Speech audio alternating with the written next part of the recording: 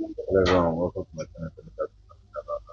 We're watching a conversation with God. He's speaking about the 2023 election. He said he won truly, but there are some cabal that never wanted him to become president. He was rigged out, and there are some flaws that tampered with the election. He, he further exposes those people and explained what took place in the election and the plans. Drop your comment, drop your opinion about what he said. Is it true? Was it truly rigged out of the election? Share your thoughts, share your opinion in your own in the comment section.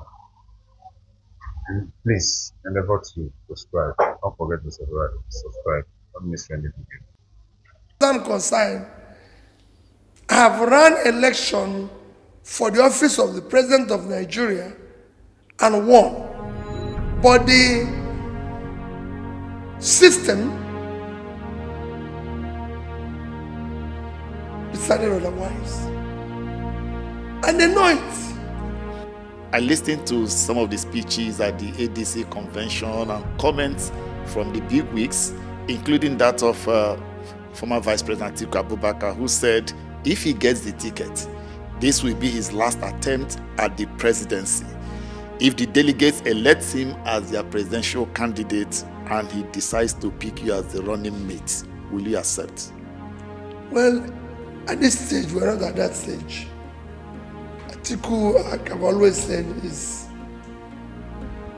my respected leader and my dear elder brother. And his statements, I will always say, is a statement of a leader.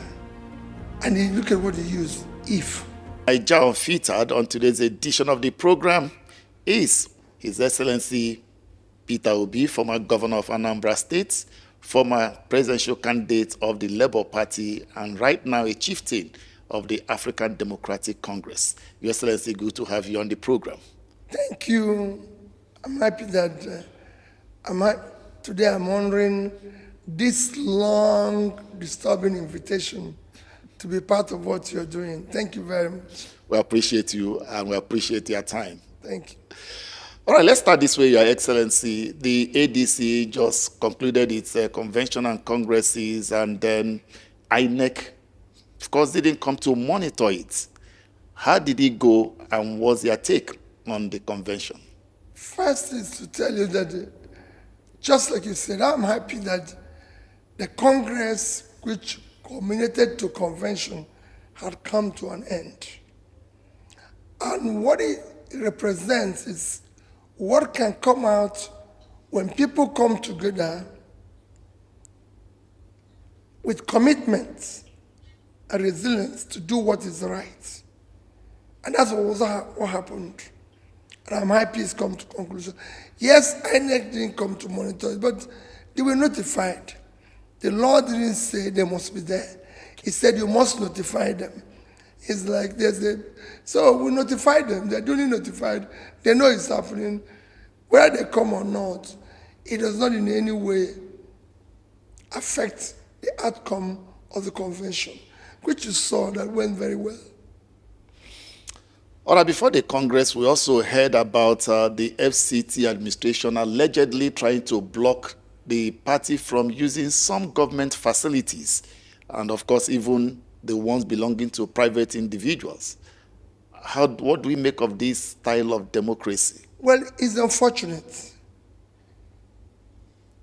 For anybody who is in government, it is to your interests and interest of the society that you encourage opposition and other different opinions or associations to be able to be part of what you're doing. That we have reached that level, I will repeat, is unfortunate. It shouldn't be. It's not supposed to be. Because if you look at APC, in 2014, APC did their convention in Eagle Square.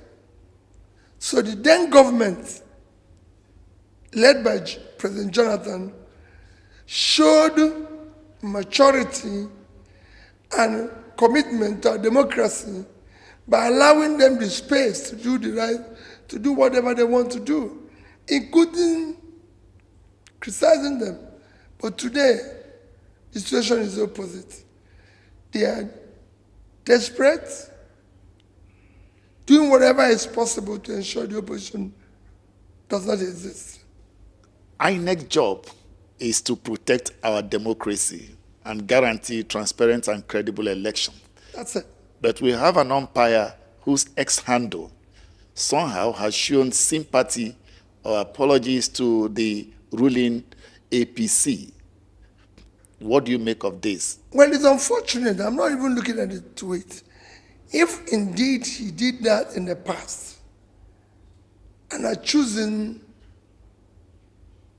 to now be Paul instead of continuing being Saul, then I can understand. You can change. You can decide where I find myself now. I'm a referee, and I must be fair to all, because that's his job now. He's the referee of the election. I have to be fair to all. I have to make sure that parties function the way they should function, support them the way they support them. That's fine. But it's like somebody who had want to continue his ways from the actions he's taken against African Democratic Congress. Okay, let's move to the economy now. The inflation rate moved from 15.06% in February to 15.38% in March. And the World Bank has also identified some fiscal gaps in our economy. From your perspective, how would you assess the state of Nigeria's economy right now? I haven't read what the World Bank have identified recently, because I'm sure, but I followed their recent report. But let me tell you, while I follow and maintain Nigerian, in quotes, announced inflation figures, I think the reality is worse than what they're releasing. Because the measure of inflation, some basic measure of inflation are food, housing, and transport. So when you say 15%, let me give you an example. Just yesterday, I went into a restaurant in Abuja. Just yesterday. And while my colleagues were busy, the people I came there with were busy ordering food, I decided to interview the workers in the restaurant. And I asked the first one, "How are you?" He said, "Fine." And I said, "How do you come to work now?"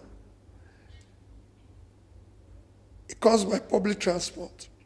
"How much was it costing you last year to commute to work?" It was about 700 naira. So how much is it now? It says almost 3,000. What did they say? What does the transporters tell you? He said they talked about fuel, this, that. As the second one, it was a similar situation. Then the food, and I asked him, "Have they increased your salary, adjusted your salary, since this fuel increase and subsequently cost of transportation?" He said, "No." "So how do you cope?" They said, "We're just managing." How do you calculate this in terms of inflation? The food, the person who took me to the restaurant even said to me, "Peter, this their food used to be about 9,000 plus. It's now almost 18. So when you look at all these calculations, and something is what's happening in the open market. The prices have increased. I'm sure if you talk to government, they say, "Oh, price of goods have come down." Yes, prices of grain rise because they imported some cheap rice into the system, which again had hurt our farmers in a way that the recovery will be very difficult for most of them. So that they use it to now say, oh, the price has come down. But that's the price of one item. How about the other items? So for me, that calculation of inflation at times, I just said the reality is worse for me. But even at 15%, it is still high compared with even some of the, what I can call, country with the same trajectory. I remember our president mentioned that we are better than Kenya. And when I look at Kenya inflation, in the past 3 years, inflation in Kenya is under 4.5%. So we're talking about more than three times that. And the president said we're better than Kenya. All right, we've depended so much on importation of fuel, one of the structural issues that previous government had always promised to address. And regrettably, with what is happening, some countries had to open their strategic reserves to be able to make life a little meaningful for their citizens. God willing, and you get into office, how do you intend to address this issue on dependence on importation of fuel? Well, I'm happy that we have started resolving it through the Dangote refinery. Is to encourage other refineries, modular refineries and everything, like it's done everywhere in the world. It is not a difficult thing to do. It is what we require is government commitment to doing what is right. Why do you think we seem to be averse to modular refineries? Well, I don't think we are averse to it. We are not encouraging it. Rather, what we hear is destruction of modular refineries, small ones. I don't think we are averse to it. We have to have small refineries. We have to encourage Dangote and support him, the big ones and everything. We're not averse to it. We are averse to all these things because of the corruptive way we have operated as a country. How do you tell people that we've had 3 refineries that will be maintaining and paying billions of dollars over the years to resuscitate, maintain them without them doing anything, contributing anything? You are known for the Anambra model of saving money, avoiding borrowing, and cutting waste. Given our population of over 200 million, inflation rising on a daily basis, our debt profile very high, insurgency crippling the country, if given the opportunity, how do you intend to address some of these issues? Let me tell you one thing, because when people get it wrong when they talk about borrowing, and they talk about money, I'm not against borrowing. I'm a businessman. I built a business. You cannot build a business or invest in critical areas, even as a nation, without borrowing. There's nothing wrong in borrowing. What is important is, what are you borrowing for? Countries after countries owe more debt than we owe. Japan today owes over 200% of their GDP. But if you go to Japan, you will see what they're using the money for. And again, you can see Japan holding huge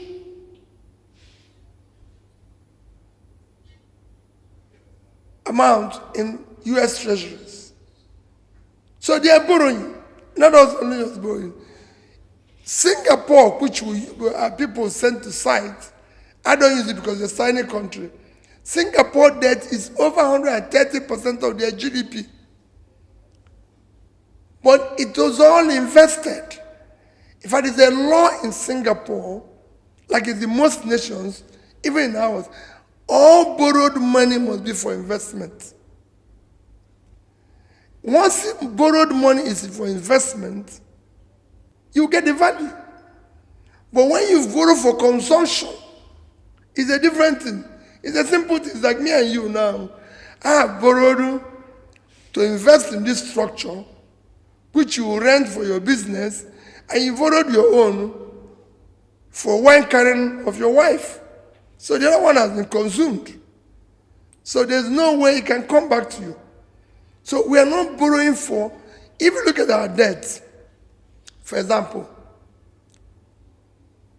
before President Buhari became president, in 2013, call it 2015, our entire debt was 13 trillion. National debt, 13 trillion. Buhari came, and in 8 years, I'm talking Naira terms now, to make it 87 trillion. That's what was there when the present government came into being. Buhari paid subsidy in fuel. Buhari paid subsidy in electricity. Now we have a president who says subsidy is gone, no subsidy in electricity, and the reason why he's removing them is that he doesn't want to borrow money to be paying it, and the savings he wants to put in critical areas of development, education, health, and pulling people out of poverty. And now in 3 years, he's borrowed what Buhari has borrowed in 8 years without any of the areas he said improving, and we don't have subsidy again. We don't have this thing. And we're making more revenue because we're paying more taxes. So there must be something that is missing somewhere. And our budgets are not being funded. We're still operating budget of 2024. The 2025 budget, the entire capital project, the contractors are being owed, and we have had 2026 budget that has just been passed. So we have a double whammy situation.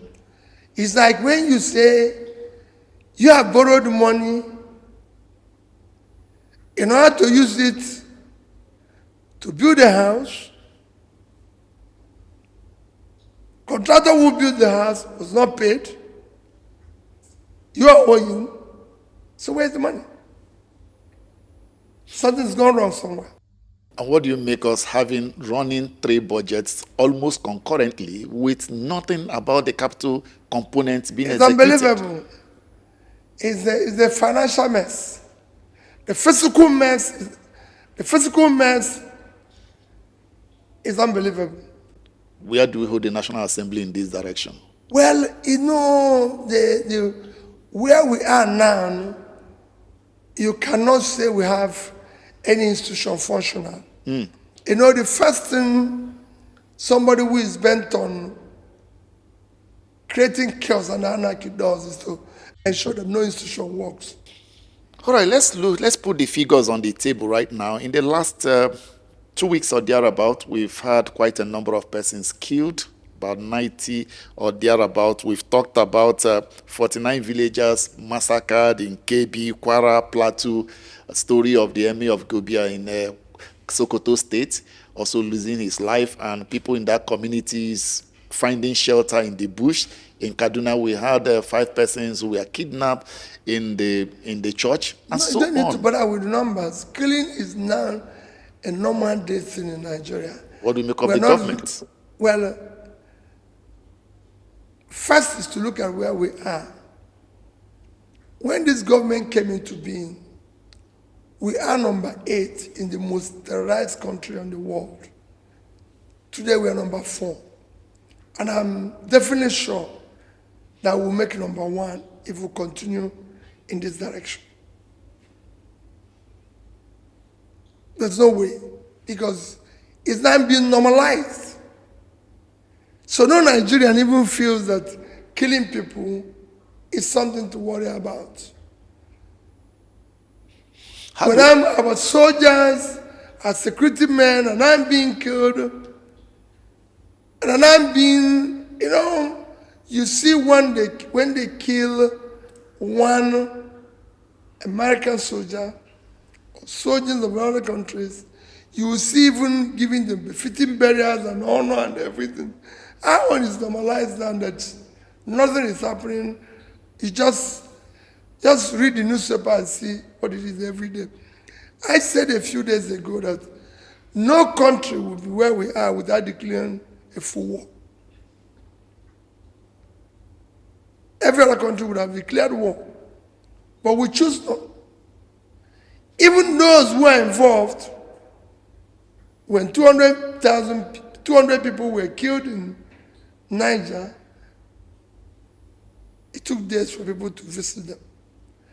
When the same thing happened in Benue, our president only went to Benue government house and said he could not go there because there's no road. Of course, you saw what happened in Jos. He stopped at the airport. So it's not anything. Nobody sees it as anything going wrong. And this is what we need. These are the things we need to ensure that we change through competent leadership that have the capacity to move, have the compassion to know, to prioritize what, when people are suffering, when people are grieving, when people are in pain. How do we reconcile the fact that we are spending so much on defense and security, yet we are not getting commensurate results? Because if you look at the figures, it is said that we spent about over 38 trillion naira in the last 15 years on defense and security, fighting insecurity, yet we can't say we are better off. Again, you can't talk about what we are spending. How do we talk about what we are spending in education? How do we talk about what we are spending in health? These are the figures you're hearing. Remember that the Minister of Health said out of 200 and something budgeted, he only got 36 million. So you don't know how much they have reached the final stage of implementation. So you can't just read the figures from the budget. Now you're confusing it. When you said we are putting 3 budgets simultaneously, how do you know which figure is being got? 2, in a country that is insanely corrupt, like one of the former British Prime Minister said it, you don't know the amount that was actually spent. And these are things we need to change. We need to have a government that means well, spend money properly and transparently, let people see what they're spending money on and everything.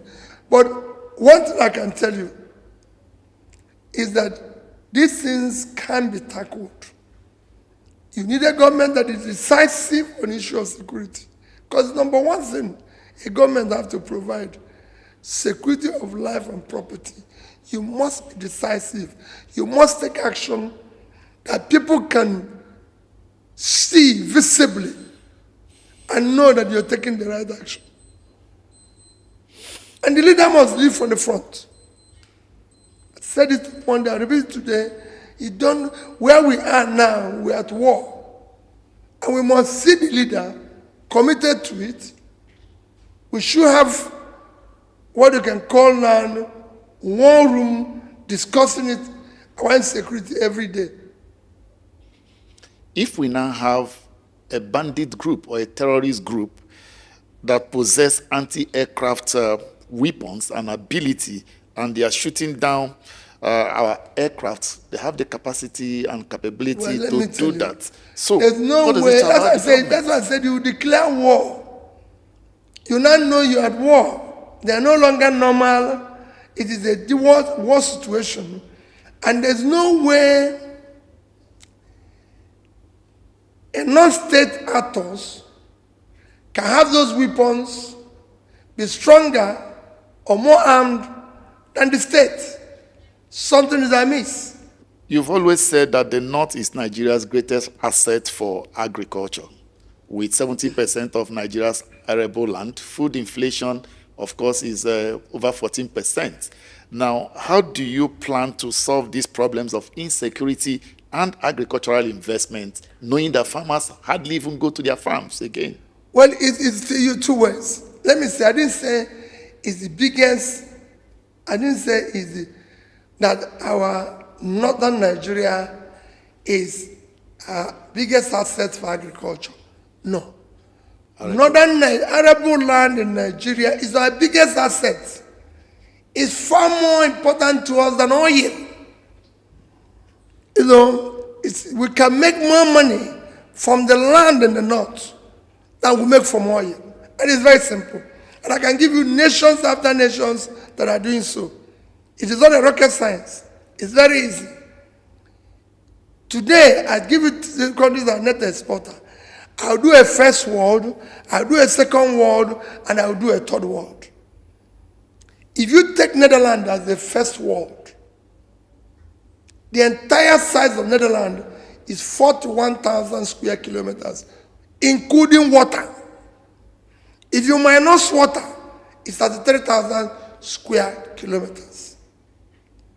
And if you check, annually, Netherlands exports 120 billion worth of agricultural products or related products. Netherlands. 120 billion euros, not actual dollars. By the time you convert it to dollars, it's about 130. That is 3 times what we earn from oil. And they're living on 33,000 square kilometers. We have a state in Nigeria called Naija State, which is 76.3 thousand square kilometers. Fertile land. About 5 to 7 states of that state is occupied by bandits. Fertile land. So that means that state can do more than what Netherlands is doing in terms of agricultural products. You have less people living in Niger State than people who live in Netherlands. Netherlands is almost 18 million people. Niger is about 7 million. So they have more space for agricultural products. That is not happening.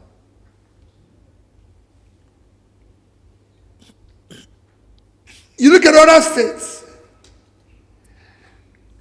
A state like Borno is again source of problem for us, with terrorists occupying some of the space, especially the Sambisa forest area. Sambisa forest area, the entire Sambisa forest area is about 60,000 square kilometers. That is about 3 times the size of Israel. Israel is 22,000 square kilometers of land. So, and this one is 66. So times 3 is 66. This one is 60. Israel is a net exporter of food. That's what you can call the second world. And then you go to a third world, Bangladesh. Bangladesh today have moved from importer of rice to third biggest importer of producer of rice. From importer to third biggest producer and net exporter of rice. Bangladesh is the third world. Bangladesh's size is 148,000 square kilometers plus, with a population of over 160 million people, so it's highly dense. Yet, Bangladesh produces 50 to 60 ton tons of unmilled rice. We don't produce 10% of that. But there are 2 states that I mentioned to you, 2. Niger and Borno, 76.3 and 70.8 is 147,000 1,000 square kilometers, which is about the size of Bangladesh. Today, until recently, we're importing tea, we're importing coffee. Ethiopia, I'm giving you countries in Africa. Ethiopia is sitting over about $1 billion in export of coffee. Kenya is doing about $500 million exporting flowers. If you go to Kenya during Valentine and everything, you see planes all moving out of flowers, just flowers. It's not sophistication. We have a land in Mambila area of Taraba. The entire Taraba is 54,000 something square kilometers. I can go on and on. We have a problem in the country. We have land, we have what it takes to change the country. You just need a leader that is competent and understand what other nations are doing. Because what they're doing is not rocket science, it's something we can do. We have to build a nation where there's unity, where there's love, where people care, where you wake up in the morning. You're talking about insecuring the place. You have to secure the place using the same people, because these people today you're seeing that are causing insecurity, they did not start with gun. What started it is failure of governance, failure of institutions, failure of justice, failure of social contract. So you have government, they're not doing anything. So you need to go back and start investing in those areas where the children are supposed to be in school, where there's going to be a health provision, where mothers, children can go to hospitals and be taken care of because there's insurance for everybody and all that. And then you start pulling people out of poverty. It's been proven from South America to Asian countries, the more you pull people out of poverty, the more you reduce criminality. This is not reconciled. So the things you can do. And in critical areas, then you see it happen. And that's what I'm going around preaching and telling people. You want to be the president of Nigeria, and you are from the Southeast. And there are those who argue that, debatably, whether the Southeast has been treated fairly or not since the end of the Civil War. What's your take on all of these arguments? Well, you know, I'm one person who don't like to talk about the past. I've had people who say, oh, it's from the Southeast, it's from this. First, let me tell you, these are the things we must stop. Issue of tribe, issue of religion, because no tribe buys bread cheaper. No tribe buys, no religion buys bread cheaper. Everybody is suffering. We're all going through the same thing. And I said, people who bring in tribe are people who are not qualified. So when you ask them about their qualification, their competence, they introduce tribe as a means of getting to where they should not be. When you ask them about their qualification or competence, they bring in religion. I don't want to be voted because I'm from the Southeast. I want people to vote for me because I'm competent. I want them to vote for me because I have the capacity and the compassion and commitment and the character to serve the nation. That's what I want to be voted for. However, it's also important that we unite the country where this should not be an issue. I've had people say things that happened in the 60s and everything. A nation that does not forgive, a nation that does not look to the future, will not progress. Yesterday is gone. So we should focus on tomorrow, because we can't change it. And for me, I've said it, I want to change Nigeria. And I'll start by uniting the country, ensuring that we love each other, we care for each other. That's why I said, what I'm going to do in the North will amaze everybody. And I'm doing it because we need the unity. I'm doing it because we need to be secured. I'm doing it because our economy is going to turn around by being productive from there. While I agree with you on championing the cause of destabilization and reducing emphasis on religion, the Southeast faces a precarious situation, challenges of leadership, challenges of insecurity. Speak to the leaders now in the Southeast, how they can make their youth invest their energy and resources in it's something, it's leadership. If you have one leadership that means well in Nigeria, people say, how can one person change it? Oh, it's not bad. But they read and say, in Singapore, Lin Kuan Yew did it. In India, this person did it. In that, one leader that means well can go a long way in turning around this ship that is sinking. Just one leader.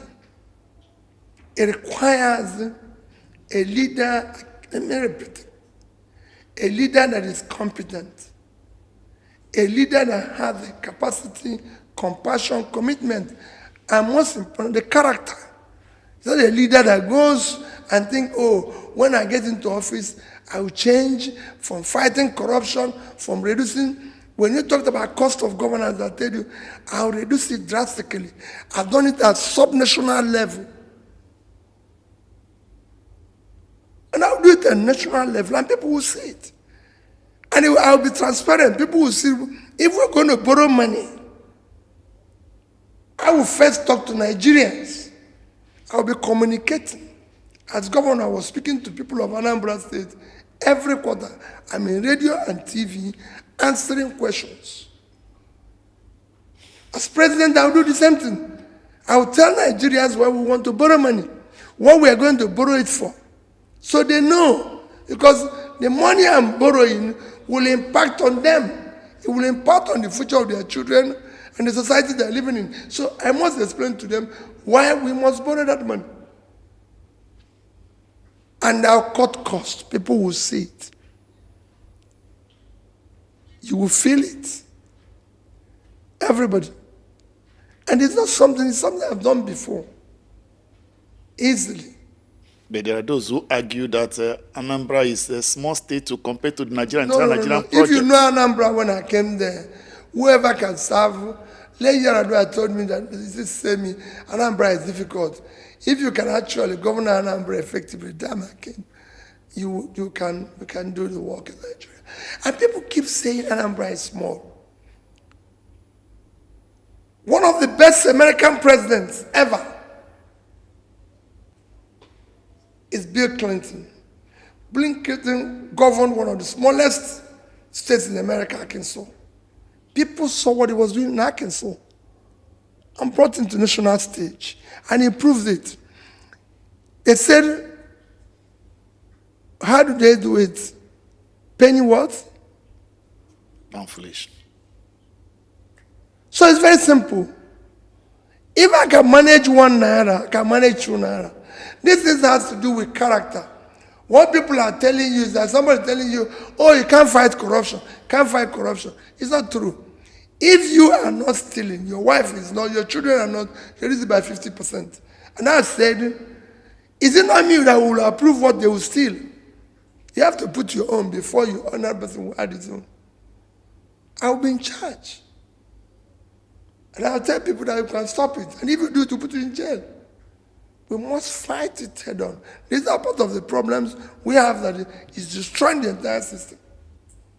But people say, oh, it's very difficult. The monster, corruption will fight back. It's not true. Fighting back is that you got involved. If you don't get involved, nobody will fight back. I was in Anambra for 8 years. Corruption didn't fight back because I was not taking. They didn't see me sharing land and taking my own before, because I have to take my own before another person will take his own. Since 2015, there are those who said that the Southeast has gotten it wrong when it comes to the Nigerian project. How? If at all, there are those who argue that either we put all our eggs in one basket. There are those who feel we don't play the politics of Nigeria well. For you, do you think in any way we've not really gotten our acts well? Can you tell me which section of Nigeria have put their acts together, or have put all their resources or eggs in one basket? Can you tell me what? Maybe looking from the context of those who have always been in and out of government No, as against the Southeast. just tell you, tell me which one has. They're not. How? They've always been in power. No. They've been in different parties. We're in democratic time. There's nothing wrong in being in different parties. In fact, that if anything, we've acted very well.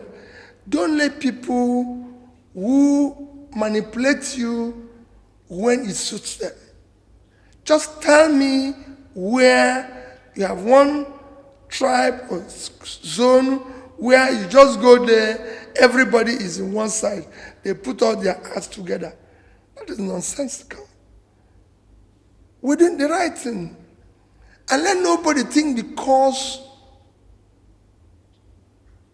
our politics is transactional that when you're not in government, you're actually a loser.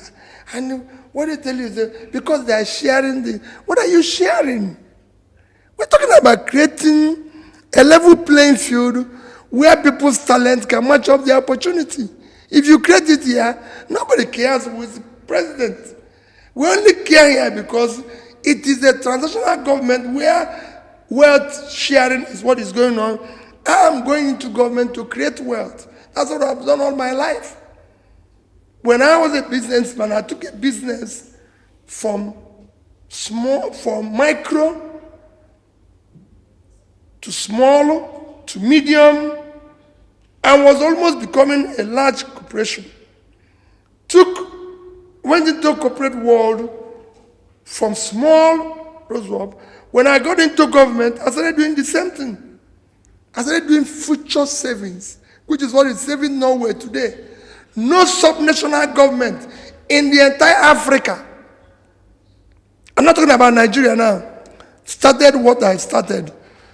Subnational sovereign fund. We started saving in dollars. So by the time I left government, I had $150 million, have investment in corporations and everything that are there. No other place they happen. While investing in critical areas of development. Because often the time people say, oh, what is that? The number one thing you need to invest if you want your country to develop is education. And I took education to its highest level. Today, nowhere in the entire Africa, I'm not talking about Nigeria now, have a subnational state bought the number of computers above for Anambra State, 30,000. HP African director had to come to Oka to say to me, you're in that direction. Provided all our secondary schools with internet facilities, but buses, you can go there, the buses are, nobody has done buses, everything, make the school to work. Make sure they have facilities, water, system, toilets, everything working. Went invested into health. Moving in the right direction.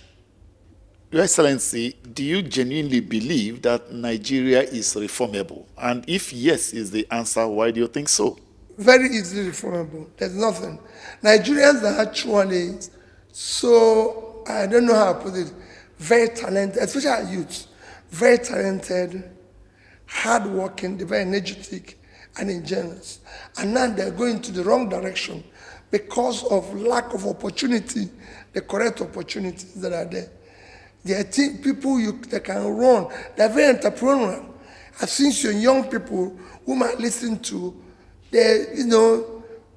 people come to me now and said, oh, you have a lot of youths around you who are rebellious, who are this, who are that. So listen, this energy they're using now to rebel, this energy they're now using in the wrong direction, I put it in the right direction.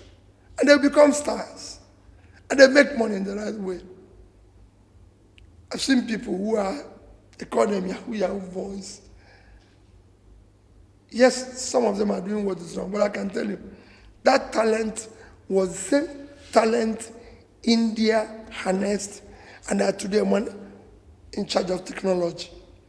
Go and lead major technological firms today that are in India, get them to know that they can make more money by doing the right things. That talent, you have it in of course, in our film industry, have it in our music industry, have it in the social media space. You can harness it and make it turn into something big. Had corporations advertise it. If the economy goes up today, most of them who have huge following in social media will become advertisers of good products, making more money and everything. So they're no longer going to be worried. But when you don't create space, when you don't create opportunity, you create rebellion, you create insults, you create all of those things. These are things that are going to change. Given what you've seen in your party, and then is there hope for democracy? And do you think the opposition is doing enough to checkmate the ruling government? Well, let me tell you, the ruling government's job is actually to encourage opposition. If I have opportunity tomorrow, you see how Nigerian opposition will work. It will be one of the strongest in the whole world, because you need to encourage them. A leader must be a learner. A leader must be a listener. A leader must be ready to listen to bad news. And who is going to give you bad news? Who is going to tell you you're not doing well? It's opposition. So you must encourage it, because you want to serve. So you want to listen to them. I want to a position where a Nigerian leader, a Nigerian president, Nigerian governor, which I did when I was there, can invite, go around with the opposition. When I was governor, those who came after me, especially Dr. Chris Ngige, is still there. When I go to school tour, especially around his village, he's there before I come. We will greet. He will even tell me what the school is lacking. It's critical. He goes to my projects and says things are not going well. And I listen to him, because he can criticize you. That's what opposition is all about. Opposition is not an enemy, it's a friend. You have said that the ADC will definitely end the reign of President Bola Tinubu, win at the polls, that the ADC will win at the polls. Well, we are just saying, let's have a level playing field. There's nothing there. Okay, the Labour Party said as much in 2023. And what do you think? No, and we won. I can show you today, as far as I'm concerned, I have run election for the office of the President of Nigeria and won. But the system decided otherwise. And they know it. If you won in 2023, won in quotes, and then what is it now that Labour Party didn't do in 2023 that made the system to deny them that opportunity that you think ADC has learned and it will do in 2027? I can't tell you that, yeah. The only thing I can tell you that given the opportunity, we will now win and they will be declared. With Kwankwaso and many more big wigs join the ADC, are you more confident that the ADC can prove that the current administration is beatable? Well, you can see it. What we're trying to do in the coalition is to bring together competences, capacities, compassionate people who will be committed in turning around Nigeria. And people with diverse background, so that people can know Because people will say, oh, but these people were there yesterday. Oh, these people were part of yesterday. Yes, they can be part of yesterday. And I've seen there's need to sacrifice, because if they don't do, you consume everybody.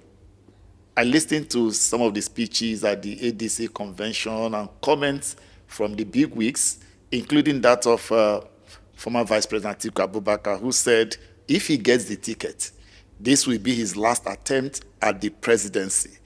If the delegates elect him as their presidential candidate and he decides to pick you as the running mate, will you accept?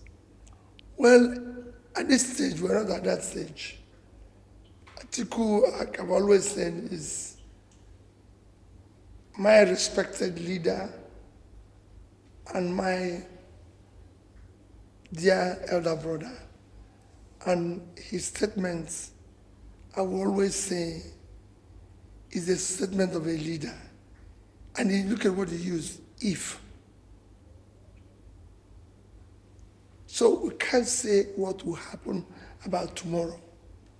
I can only tell you that I'm contesting the election for the office of the president. Interestingly, all of you emphasize the fact that it should be more about the party and Nigerians than individuals. That's it. Very important. Because we have heard people talk about power capture, get power, do this. What did they use it to do? Do you sincerely believe that you are all resolved to follow any agreement reached after the primaries? Well, again, you've asked a pertinent question. You accept what happens after it. If it's through transparent and a process that you can call fair and credible. I've said it before that I've left parties because I found the whole process transactional and a process, and this is critical. The process through people come into office is far more fundamental than what they do thereafter. You cannot jump into the house through the window and start cleaning the house and expect everybody to accept you. The process must be right. We have a clear process which says if you want to contest office of president, this is the qualification.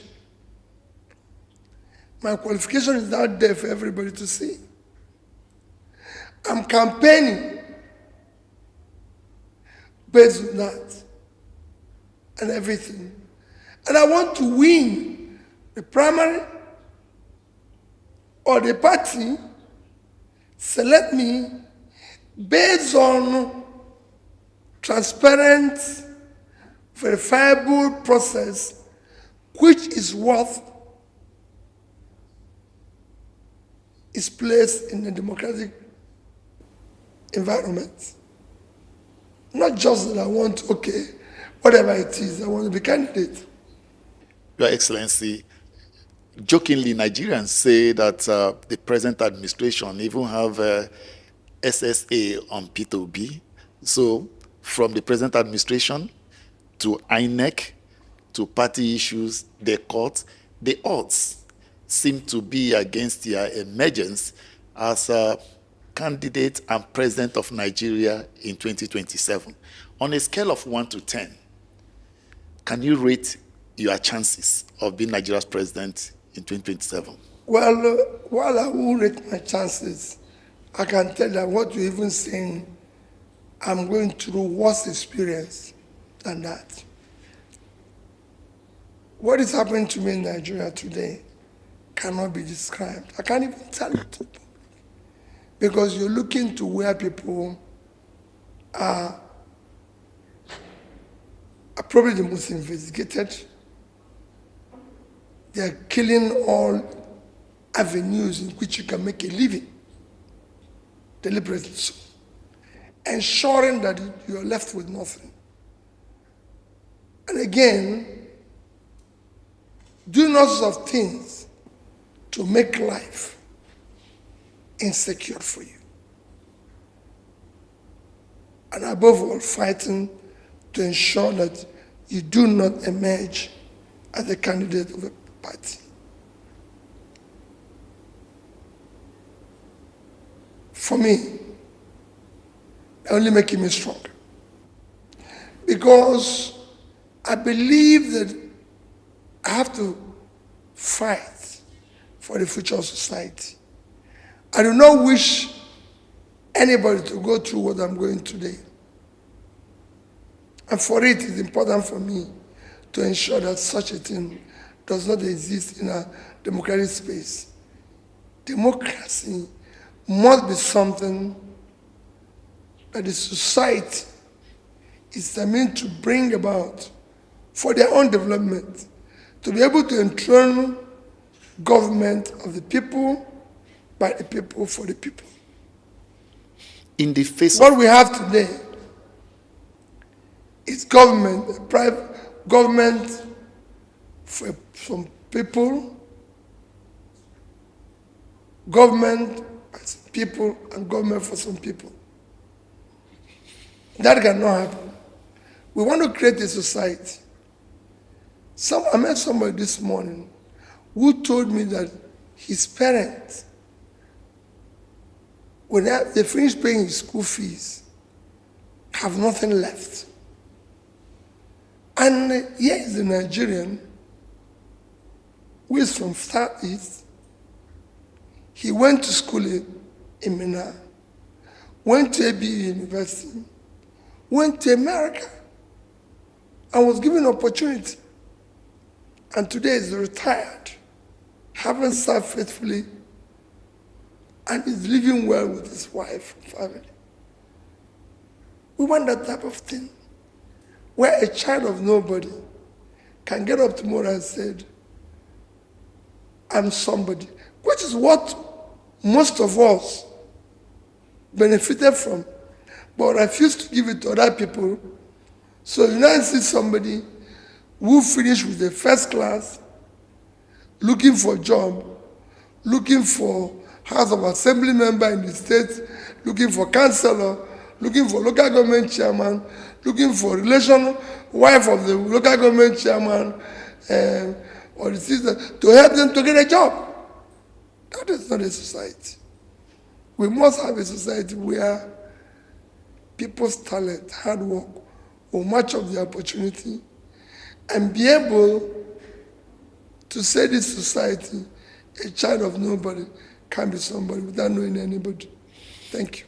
Listen, sincerely speaking, wrapping up now, how do you feel? How do you muster the courage, the energy, the zeal to continue to push in the face of this very depressing scenario that you've painted? Because the alternative is worse for the future generation. We can't bequeath them anarchy, because anarchy consumes everybody. We must bequeath them a better society, and that's what I'm fighting for. And I'm sure there's so many people out there who believe in it and are fighting it with me. Thank you very much, Your Excellency. It's been a pleasure having you on Symphony TV. We appreciate your precious time that you spent with us. And once again, thank you for sparing time to be on this show. Thank you for being